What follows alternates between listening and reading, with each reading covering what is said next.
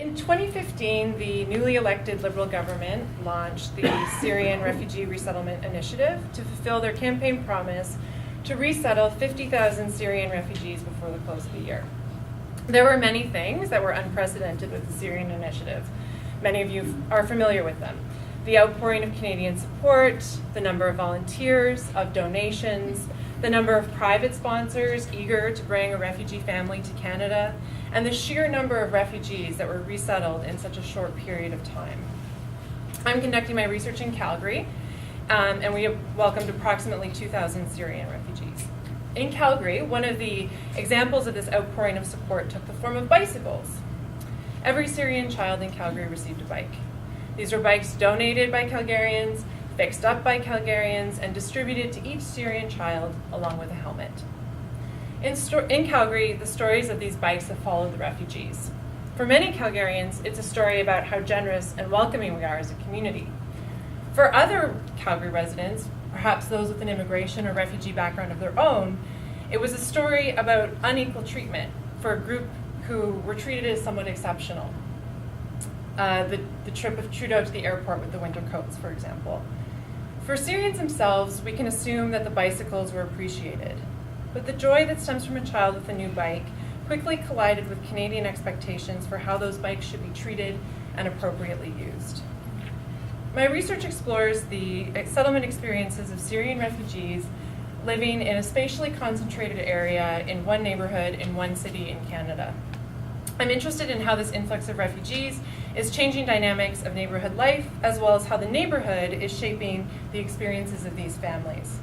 So despite the efforts of settlement practitioners who felt it would be better if these families were dispersed across the city, many ended up living concentrated in the east side of Calgary in a series of neighborhoods known as Greater Forest Lawn. And within Forest Lawn, approximately 35 Syrian refugee families are living in a housing complex that takes up about 4 square blocks at the heart of the neighborhood, known by other residents as the chicken coops. This housing development is a series of row houses built around an open field and surrounded by residential streets. This has led to the creation of a mini enclave called Little Syria, which is perceived as problematic by outsiders and a source of social support and connection by those who live within it. So picture for a moment 35 families, each with between 3 to 5 children, most under the age of 12, each with a bicycle. That's between 105 and 175 children on bikes in 4 square blocks with a large field surrounded by residential streets. The unintended consequence of this act of Canadian generosity was a very large crew of Syrian children on bikes, resulting in neighborhood complaints, calls to the police liaison officers, concerns over child welfare, and an all-around public outcry. In the case of Little Syria, children on bikes brought to light the differences in cultural understandings, both Canadian and Syrian, about how public space ought to be used, about what constitutes appropriate levels of parental supervision, about childhood independence, and different ideas about safety and danger.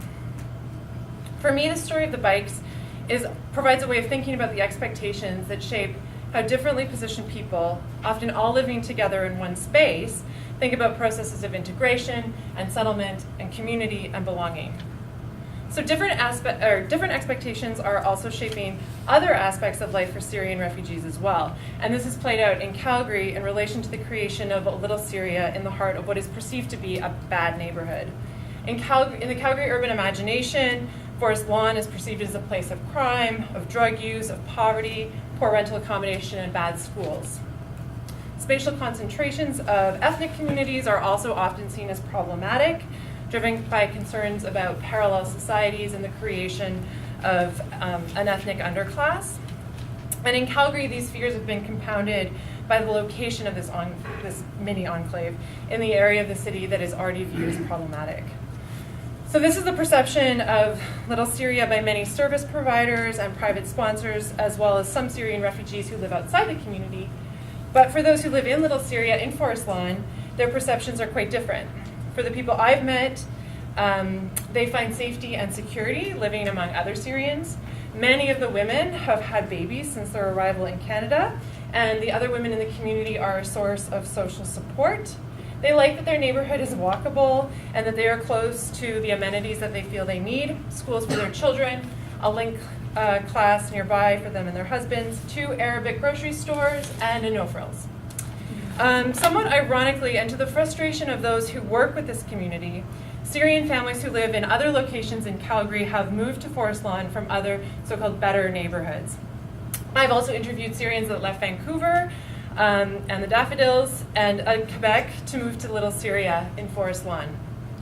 As with the bicycles, the efforts of Syrian refugee families to build community and to share geography reflects competing visions about what a successful resettlement journey is supposed to look like. My research explores these competing visions through ethnographic interviews with Syrian families, as well as observation and interviews and participation in neighborhood community building efforts in partnership with organizations that work in Forest Lawn. Too often, and I think this was brought up well earlier, our policy discussions, whether they are about refugee resettlement or immigrant integration or urban planning or how we distribute services, takes place at a high level and in ways that often feel far removed from the very real life implications of these policies. I observe this both in my research but also in my other work as an advocate in the community.